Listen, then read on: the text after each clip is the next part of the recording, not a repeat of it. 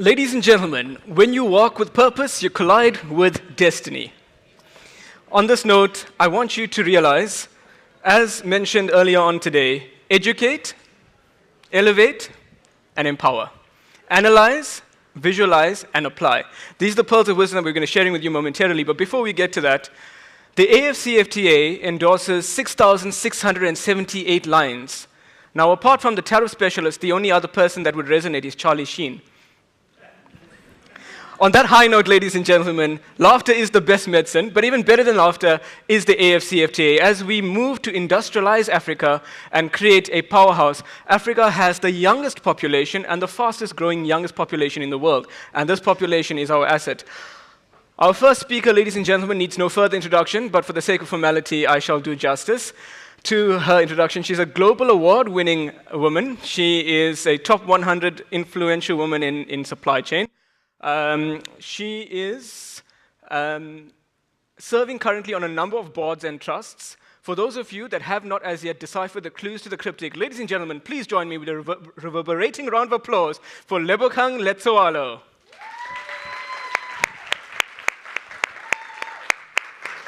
I see, Lebo, you've got your fan club here as well. There we go. We also have, ladies and gentlemen, the Executive Director for TRALAC, a passionate advocate for capacity building in trade-related matters, is joining us online. For those of you that have not as yet deciphered the clues to the cryptic, I'm referring to the one, the only Trudi Hartzenberg. A huge round of applause. You'll see her on screen momentarily. Ladies and gentlemen, our third speaker is joining us all the way from North Africa. She's the Vice President of FIATA Rami. And we are indeed fortunate to have her on our panel as well. So really, it's a convergence of the African states, and we're about to also announce at the end of the session something very special. So please get your cameras ready to capture the moment. And I think this is the type of capture we want in our country. Indeed, supply chain metamorphosis, it is changing. We look at Lebo that was on the stage last year, and a lot has happened between now and then. So I would like the AV team to bring up Lebo's presentation. And Lebo, it's a privilege to sit alongside you. This, by the way, ladies and gentlemen, deserves a phenomenal round of applause because with the exclusion of the moderator, this is an all-woman panel. Thank you, Lebo. Devlyn, thank you. And good afternoon, everyone. It's great to have you here. You know, if people are very interested in Africa, I'm more excited and see more women here. Oh, yes, that's one part that I'm really excited about. So our conversation this afternoon is very exciting. It's around AfCFTA. If most of you remember last year, we were here, we were talking about Africa Free Continental Trade between myself and John Stewart. It's a conversation that we are continuing with because I guess most of you are asking yourself, what happened? Where are we? So one question, tell me, how many of you know what AfCFTA is? So we still have a lot of work to do, Devlyn. Really? Yes, I love that. That is why we are all here, to understand what is happening in Africa. What is the Africa Free Continental Trade, and what is it that we would like to achieve from the Africa perspective? So, can I have, am I going to have a, are you going to control? Oh, yeah. Oh, love this. You know, technology now. All right, I want you to have a look at this picture. This is a very interesting picture around Africa. So it depicting exactly what is going to happen to Africa's population in the next few years. And it tells you that we have 1.3 billion people, which is 17% of world's population. But what's more interesting is that we are going to gradually see the increase in Africa by 2050. Can you see that? Because there's already, if you look at the red arrow, it shows you the numbers growing in Africa. Maybe you may ask yourself, why am I showing this picture? This is a very critical picture because we are a country that's got high unemployment, which is Africa. We've got a lot of resources at the same time. We don't beneficiate. That is why the Africa Free Continental Trade exists. So we are seeing that we are going to be surpassing, by the way, Asia in the next few years. So ask yourself, what are we going to do with our economy? This is what has been brought forward, which is the Africa Free Continental. Whilst we're looking at those numbers, and we're also looking at us having resources as Africa, another reality is that the Economic Commission for Africa has revealed that only 3% of global output and trade flows comes from Africa, 2% of manufacturing output and about 1% of world steel production.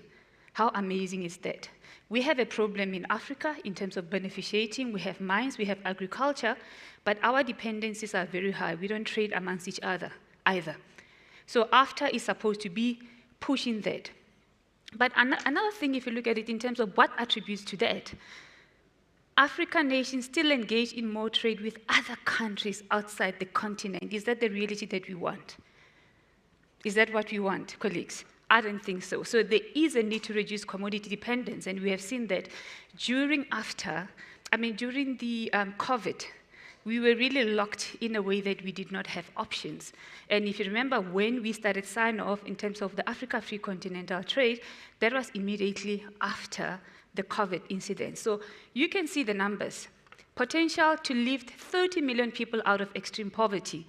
If you look at the Africa's income, how it's going to be boosted, 450 billion, they can multiply it and give you to the rand value, then you will see the numbers. So it will come to that number only if we beneficiate, only if we trade amongst each other, only if we start increasing our export, we start looking at global integration and regional integration, really moving that. I just would like you to go back to the previous slide. I see a lot of young faces in the room. Yeah. And you speak of beneficiation. What is required, and how can the young SMMEs, the up-and-coming SMMEs, be empowered because there's something fundamentally wrong with this picture. I'm sure all of you would agree unanimously, right? You've got 2% of manufacturing output, 1% of world steel production, but we're a mineral-rich country. I think Unita spoke earlier on, if memory serves me correctly, 159,000 odd tons, 149,000 ton odd that runs on the Saldanha Bay iron ore line, as an example, and then you've got the 1% of the world's steel production, when we should beneficiate here, and you've got SMMEs that have the ability, the energy, and the dynamism to take this forward. There's a simple response to that, skills and capacity in terms of SMME development. The fun part around the Africa Free Continental Trade is that there's a youth and women protocol. And I've got a slight impact on that. When you're speaking of the youth and women protocol, it's really to see how do we enable the youth to participate in the African economies? How do we ensure that they are job creators? But the more important thing is how do we ensure that we build their capacity, which is more critical, but also using technology. I mean, right now, and I can use different economic sector. It can be, transport in its own, and that is why we are here. We are in transport and logistics. There's a lot of skills and capabilities that need to be built in terms of SMME development. And there's a lot of exciting announcement that we're going to have in terms of what are we going to be doing and what have we implemented up to so far going forward in terms of the SMME development, because we want to see that being tangible and being able to make a difference out of the country. But another part, you will see there's an element of funding that comes with Afreximbank and other banks that supports SMME development. So opportunities exist, but as Africa, like I said, we have a lot of resources, but we need to build the skills. You speak of skills development, you speak of beneficiation, and you speak about the opportunities for the youth, for the women and persons with disabilities and SMMEs. A scarily frightening stat is that 75.4% of SMMEs fail within the first year. Oh, yes. And this is what we need to mobilize. And I believe with the announcement that's coming up, it probably would speak to that. So let's whet the appetite and sort of allow the carrot in front of your eyes and reveal very soon. You know, one thing that's very exciting is that most of us, if you're saying we are youth here, I'm trying to see who is the real youth? Yeah, show of hands. Who is the real youth here? Can you just raise your hand? And it's very important that I'm asking this question because in South Africa and Africa, there's a huge gap.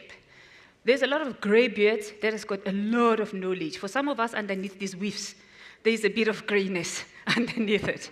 If you go to universities, there's a huge gap between the youth that's coming into our industry and the youth that exists from, the experts that exist, which is us, that is around here.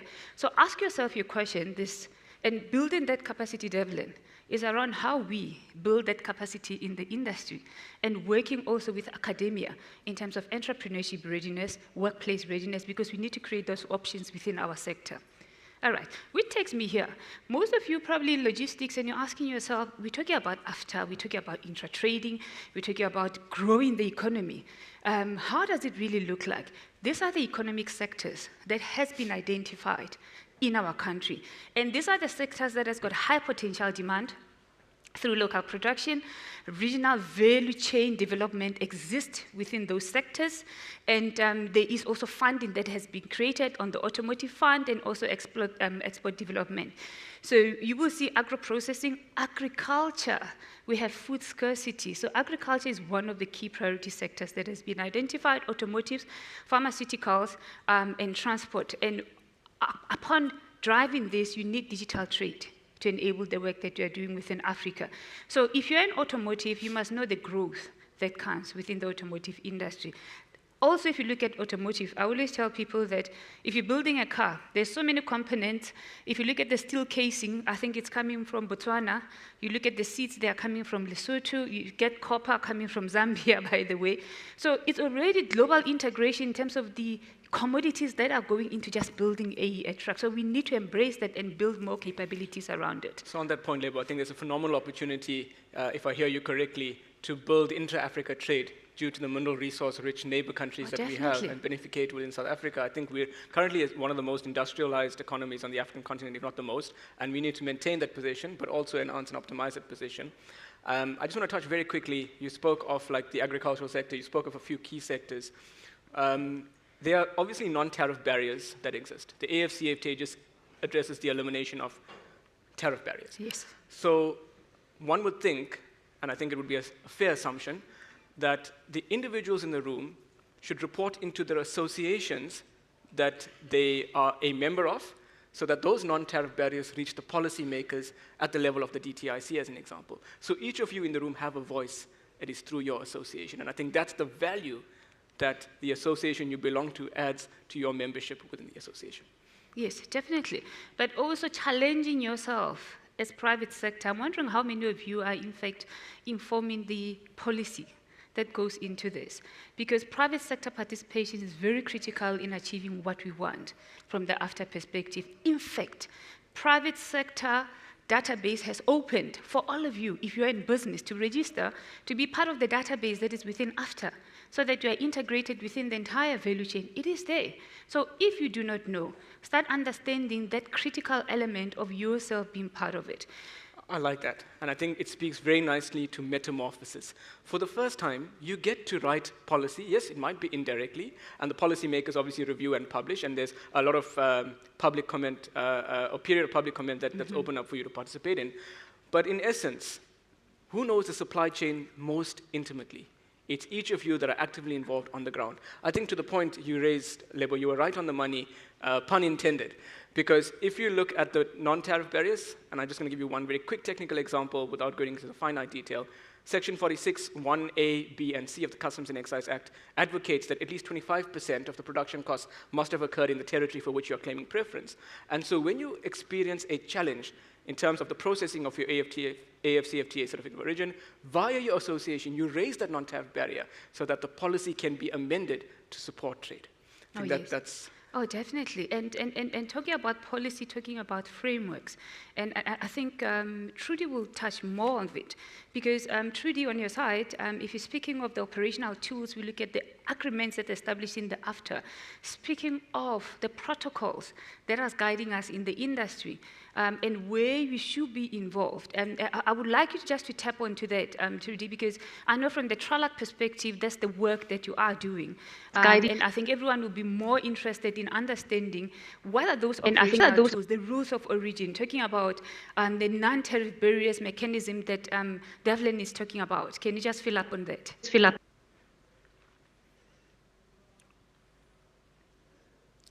You got me, Trudi? I did, Lebo. You inviting me to do that now. All right, we can park it. In fact, because I know you're going to touch more about it, but remember, this slide is more critical, guys. And Trudi will really expatiate more on it, because these non-tariff barriers and reducing the tariffs in the midst of AfCFTA, that's what we really want, and we want to see the best benefit out of it. Trudi, please, there's a slide that I put for you, because I know it's yours. So, insert citation, Trudi Hartzenberg. Exactly.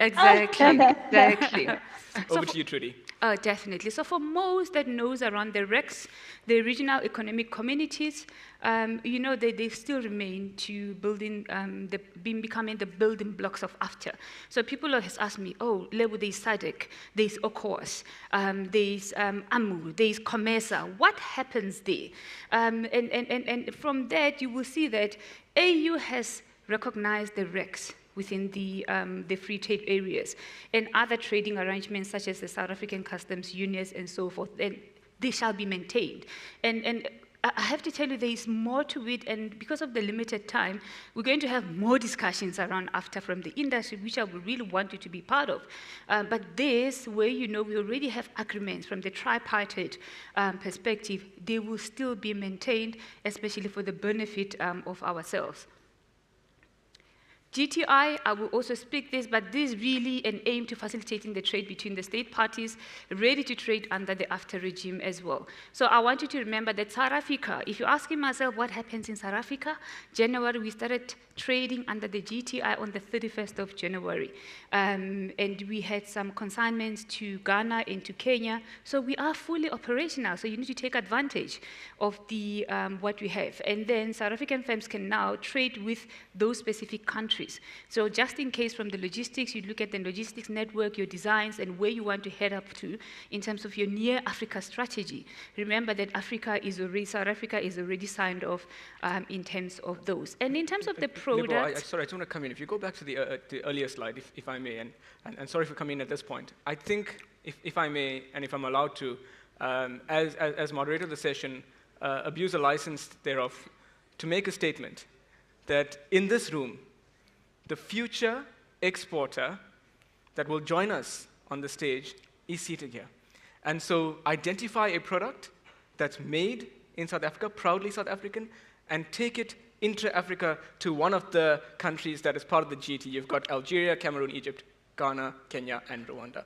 Right? And I think that's important. So keep your eye on the prize. Remember what we said earlier, visualize, analyze, apply. Educate, innovate, empower. Lebo, back to the AMU, can I invite Kaoutar from Morocco? I think that's quite pertinent. She's based in, she's the vice president of Fiat Arami, and she's also the president of the Moroccan Association of Freight Forwarders, a passionate advocate for regional integration on the African continent. Kaoutar, very good afternoon from South Africa, and thank you for joining us. Hi, good afternoon. So you've got a room full of people that are smiling from ear to ear, and they're awaiting your presentation. Right.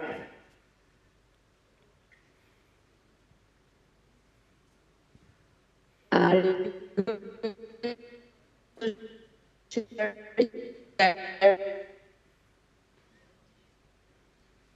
you hear me? There is a bit of a technical challenge, Kaoutar. So we're able to see you, but the sound is distorted. Right.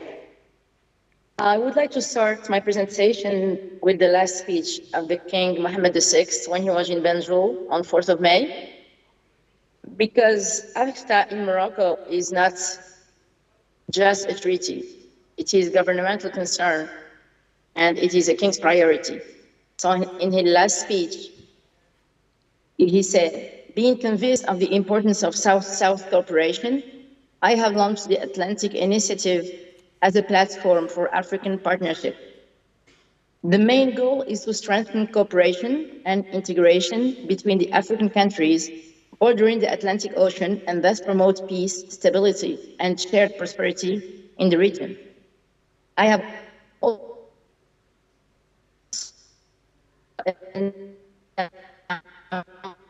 the international level to enable the countries of this to have access to the Atlantic Ocean. So this shows that today, comes Africa. This is a gift land because the resources, the strategic resources that we all have in Africa could cover most needs. So any projects and any infrastructure which is launched now in Morocco is thought for African serve. So Morocco participated in the 37th African Union Summit. Morocco was out of the African Union for years, but we're glad that she came back. And Morocco ratified the African Continental Free Trade Area Treaty, reiterating its call for African solidarity. Sorry, Kaoutar, if I can come in. Would you not mind switching off your video? It's just that it would conserve the bandwidth and just make you a little more audible, because I think you're sharing quite insightful information, and let's go for it now. Okay, so I was saying that Morocco, is this better? Loud and clear, yeah. So I'm just gonna shout out to you, Anita. Thanks for the switch off the video. You may go ahead, Kaoutar. Loud and clear. It's perfect.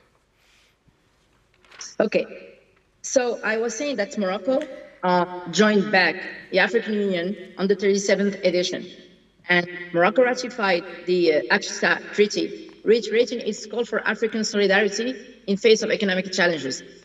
We are also part of the Agenda 2063, the Blue Ocean Economy for accelerated economic growth, and marine resources and energy ports.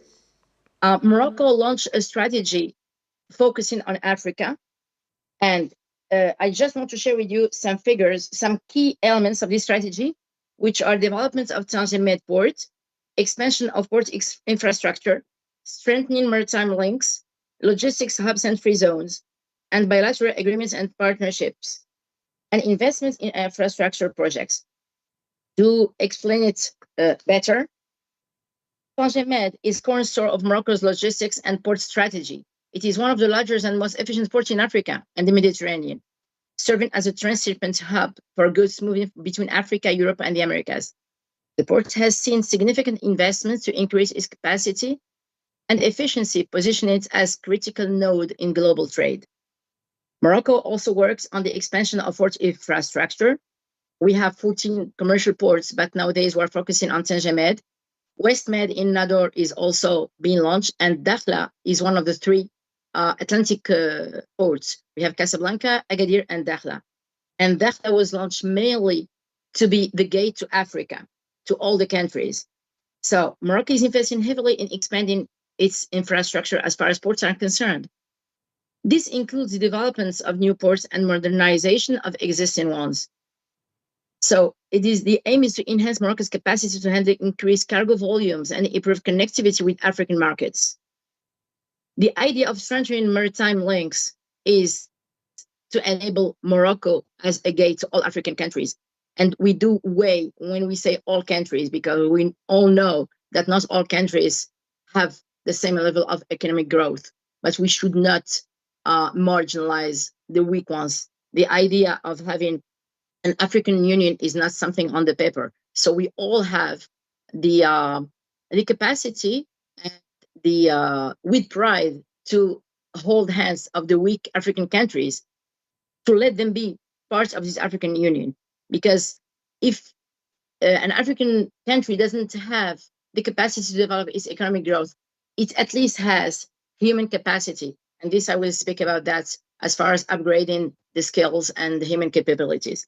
So back to the strategy, logistics hubs and free zones also has been well developed, mainly in Tangier, where we have many technical cities that were born only to help industrialization of Morocco. Because just 20 years ago, we were basing our economy on agriculture, but nowadays we are really doing well on automotive and aeronautics and many industrial sectors.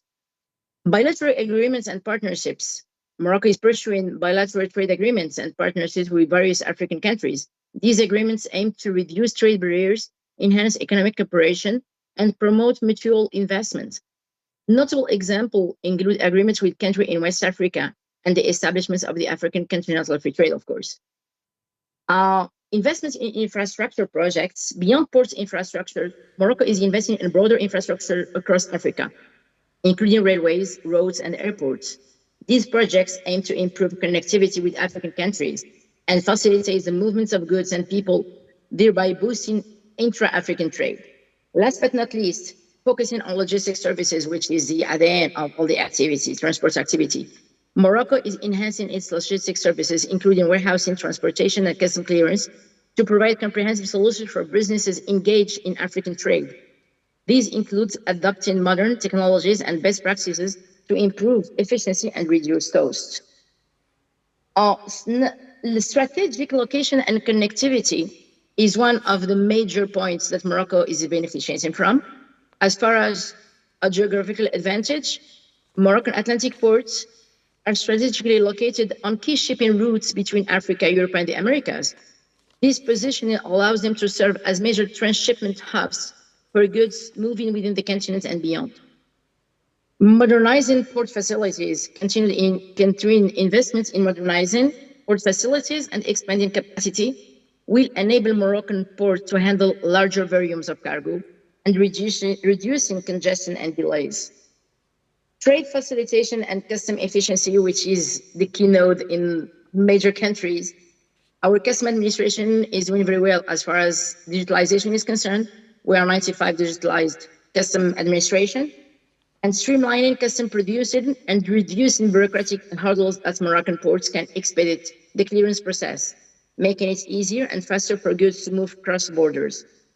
Harmonization with AfCFTA protocols and the aligning customer regulations and practices with the treaty will facilitate smoother trade flow and ensure compliance with continental standards.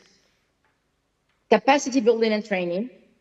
Is a skilled workforce. Investing in training and capacity building for port workers and logistic professionals can improve operational efficiency and service quality.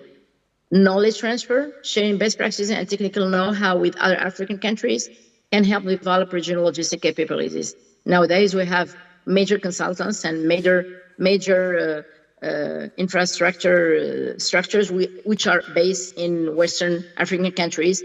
And now the target is the English-speaking countries, so as to enlarge the capabilities of a reciprocity treaty.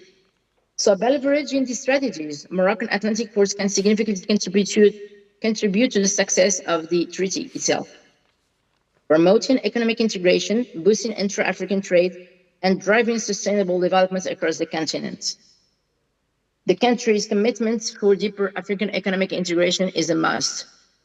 And the commitment also to a tariff liberalization process, because nowadays, Morocco has committed to a tariff liberalization process with planned reductions from 40% to 80% by 2024. We are almost there for a selection of products.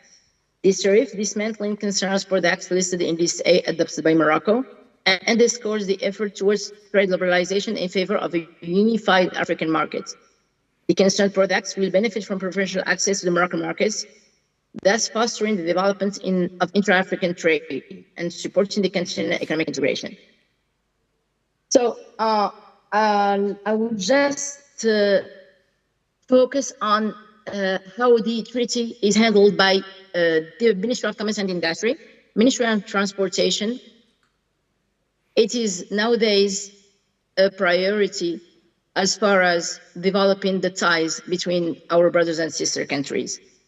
And the African Union itself is gathering many countries, but we still have some countries which are out of African Union. And the king himself is focusing on how to try to gather all countries under the African Union and try to apply the treaty in those countries. Kaoutar, can I just come in here? I just want to come in and just touch on a few points very quickly, if I may. You spoke of a couple of key points. Firstly, you said you want to hold the hands of the weaker African countries, and I think it is this spirit of camaraderie and support that extends beyond borders.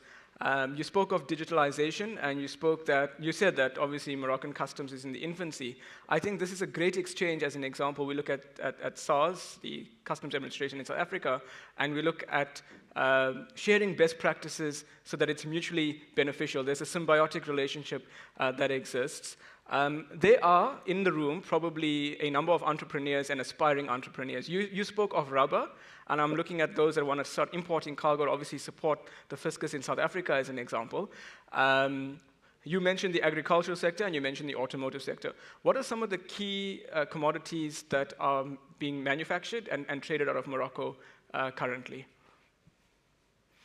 Well, actually, if we focus on the first strategic resource, which is phosphates, Morocco is having a plan of the nations to weak countries for fertilizers. So this has been launched years ago, and we are still going on. And there is moreover, OCP, which is Office Chérifien of Phosphates, is having a scheduled plan of accompanying weak countries as far as fertilization is concerned. If we go to digitalization, the single window in Morocco, which is Portnet, is doing very well on the region, and we are, with pride, we are leader on the single window as far as North Africa is concerned. And I know that Portnet made many trips to several African countries to help them set their own single window. Okay, I think that's phenomenal. So, Kaoutar, I'm going to leave it there.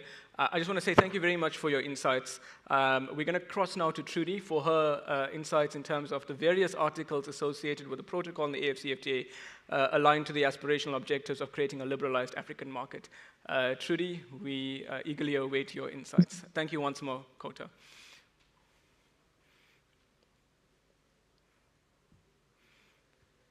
Thank you so much, Devlyn, and good afternoon, colleagues. I hope you can see my presentation. Yes. Let me put it in presentation mode. That sounds better. Thank you so much for the opportunity, and I really wish I was there with you. We would have such interesting conversations as well. Just linking up to some of the issues that Lebo and Kaoutar have mentioned already. I think the AfCFTA is going to be enormously successful if we pay attention to a very important list of issues. First of all, we need to diversify and develop our productive capacity. And I think this is something that we've referred to in terms of value change, beneficiation, and so on.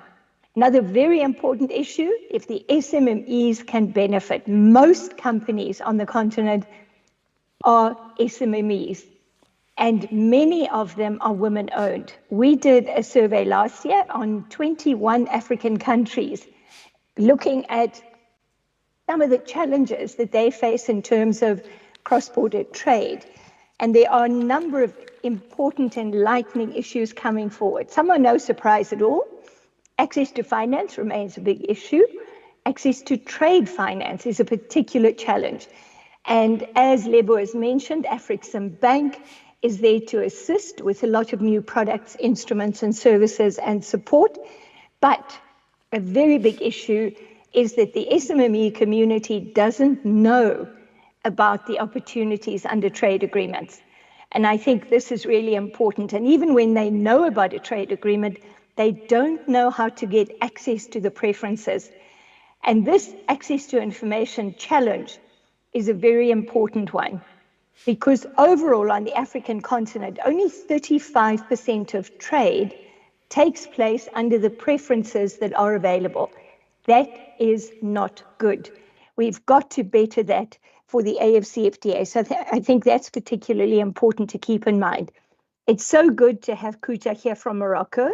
Morocco is a diversified economy in many respects, and we've seen in recent years how important the role is that Morocco is playing, for example, as automotive exporter. It overtook South Africa as the big exporter in 2018. The issue of fertilizer exports that Kaoutar has mentioned, so important for food value chains, developing robust food systems, and addressing food insecurity on the continent. So this links to the bigger picture issues around the AfCFTA. The AfCFTA can address some fundamental challenges, development challenges on the continent. The least developed countries, they are often on the margins. So we've got to, and I absolutely support what my fellow speakers have said, that we need to pay a lot of attention to them. Many of them are landlocked. And this means that transport, logistics, trade facilitation, improving governance of border posts is extremely important. Developing a one-stop border post has become quite a priority, but colleagues, we've got to make sure it works. TRALAC did some training at a very well-known one-stop border post towards the end of last year, and we spoke to the customs officers on one side of the border post and we said, how does it work? How are things going? And they said, well, you know what, we only let 3 or 4 trucks across at a time. Otherwise, there's a queue on the other side. Colleagues, you are in the business. You know, if there's a queue on the other side, it means the trucks are being stopped. It's not a one-stop border post. So we have to understand why that's the case. Is it because the importing country officials don't trust that the necessary checks have been done on the exporting side, or what actually is the problem? So these are the details we've got to start looking at in the AfCFTA implementation, because colleagues, we're now at that point where the private sector is so ready to trade. They've been incredibly patient because the negotiations have taken such a long time. But now we need to make it work. And a lot has to do with knowledge, market intelligence, and improving the very practical aspects of trading across borders. So it's very encouraging that transport and logistics is one of the priority sectors in the industrialization agenda. Industrialization focuses on the industries, for example, automotive, clothing and textiles, agri-processing. But under the AfCFTA, transport and logistics is a priority, and I'm extremely excited about that. I'm going to skip through, got lots of slides. You will recognize some of them. You've seen them in Lebo's presentation as well. I just want to pick up a couple of points that she's already mentioned here related to the agreement that we should be watching, because there is still work in progress. And these are the protocols in the light green, colleagues. So the protocol on women and youth in trade, we understand that some issues are still on the negotiating table. So we got to watch that. But this is a critical one to link to the trade facilitation agenda, customs cooperation and mutual administrative assistance, trade facilitation, eliminating non-tariff barriers and transit issues. And then the protocol on digital trade. Colleagues, this holds so much potential, particularly for the youth in our constituencies. We already see that they're engaging in cross-border trade. We can do a lot to help them. But this protocol also links to the customs cooperation and mutual administrative assistance annex here, because it provides for digitization. And that's absolutely critical.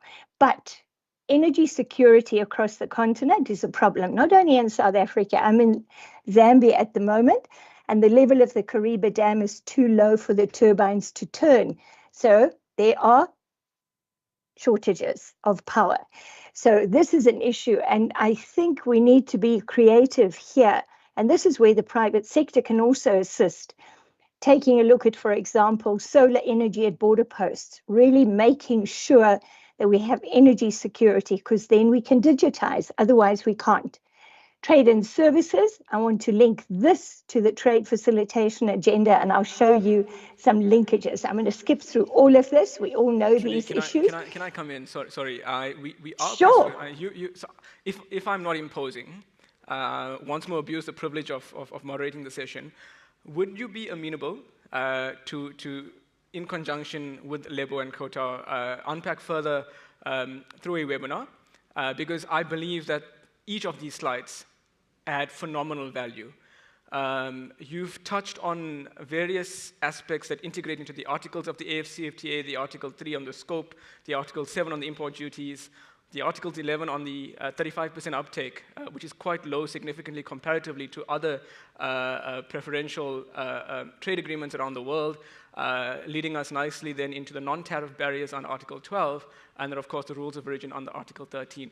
If I may, we have to your point that you raised earlier in enabling the youth and capacity building, we have a surprise announcement, ladies and gentlemen. And this is not intended to create the most impactful session, but it's intended to create the most impact for our youth. That's where we want to touch the youth and the women. You can hear the passion in our voices, and I'm going to cue the AV. Ladies and gentlemen, I'd like to, at this point, firstly, before I cross over to the announcement, Trudi, is that in order from our side? Absolutely. We look very much forward to that. Okay, perfect. Okay, Trudi and Kaoutar, ears wide open. You are actually very involved in this as well. I'd like to invite the Chief Executive Officer of the Southern African Association of Freight Forwarders, NPC, Dr. Unita Maria, to join us on stage. Lebo, you may also join me on stage. And if we can get Lebo's presentation back up, just on the logistics slide, as we wrap up. I think we've got 1 minute and 19 seconds, but a lot can happen in that time. And a lot is about to happen. And if I'm not imposing, there's, they say that if from an insurance session, it's the responsibility of the insured to act as if uninsured at all times. I do value my life, and hopefully I'm not putting it at risk right now, but Ms. Natalie Shaw, the director of the SARS and OJ portfolio, you're not speaking, I promise you, but just join us on stage. Unita to the front. Yeah, sure, 100% Unita. There we go. Ladies and gentlemen, in life, there are those that are destined for greatness, and my opening statement was, when you walk with purpose, you collide with destiny. We each have a purpose over our lives. If it is to be, it is up to us. And therefore, at this point in time, ladies and gentlemen, I'm going to invite Lebogang Letsoalo to officially make the announcement and take us into a moment in time. Please get your cameras out to capture this moment, ladies and gentlemen. Upload onto the social media. Whoever said you can't interact with us didn't realize that there's a Wova app. Hope you heard that. All right, ladies and gentlemen, Lebogang, it's over to you. Well, it's not on the slides, eh? So you have to listen to me. Well, firstly, thank you, Devlyn. Thank you, ladies, for joining us. I think we agree that logistics is an enabler for AfCFTA. Without logistics, nothing will happen, right? So we have to start looking at African-centric distribution logistic chains. That's what we are looking at. But while we want to do that, we want to bring along the youth. I mean, you asked me a question around SMMEs. What are we doing for the SMMEs of our country? Which is one of the greatest announcement that we have. For most of you that know, there's a lot of work that we are doing as SAAFF, the work that has been done by ourselves, by African women in supply chain, looking at the student chapter, looking at the youth chapter. So the biggest announcement that we have right now is that there's an SMEE desk that we are launching officially for the youth, from today. The women and budding entrepreneurs. For the women and entrepreneurs. So these are around integration, these are around collaboration as well. We have realized that so many of us have got associations, but we don't collaborate. So this is one of the best initiatives that we're going to look at in terms of looking at capacitating the youth, number one. Number two, we are going to look at how we enable the youth to participate in the Africa Free Continental Trade. So are you in for that? Are you supporting us? Are you going to be part of the mentors? So I am challenging you, and thank you, Dr. Juanita, for your heart, for your passion. I think so many times we have coffees around it, and it is officially happening. And we are going to announce this out there because this is the purpose that we are driving. We want to start seeing more women. Less than 15%, that's what we have in South Africa.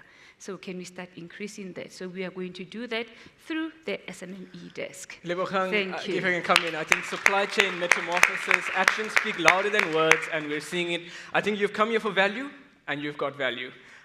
If we can have our song. And Natalie? It is a dream, and this dream is slowly becoming a reality. So may we all stand. And I want to say thank you to Natalie as well, because it's a woman driving this with yourself. And can I ask Natalie and Unita to join Lebo on you stage? You must stand up. Ladies and gentlemen, our African dream is now a reality. For the first time, coming to you live from Cape Town, the mother city, giving birth to the women, youth, and SMME desk under the auspices of SAAFF in conjunction with the Whisker. These are women doing it for ourselves. What a man can do, a woman can do 1,000 times better. You agree? Yes. Thank you, everyone. Thank you, Trudi, thank you, Kaoutar, and they will be active participants under the Women, Youth, and SMME desk in collaboration. And we want you as coaches and mentors, please join us. Thank you. Thank you, everyone. Thank you so much. Thank you, Lebo. Thank you, Devlyn. We need to just grab a picture with the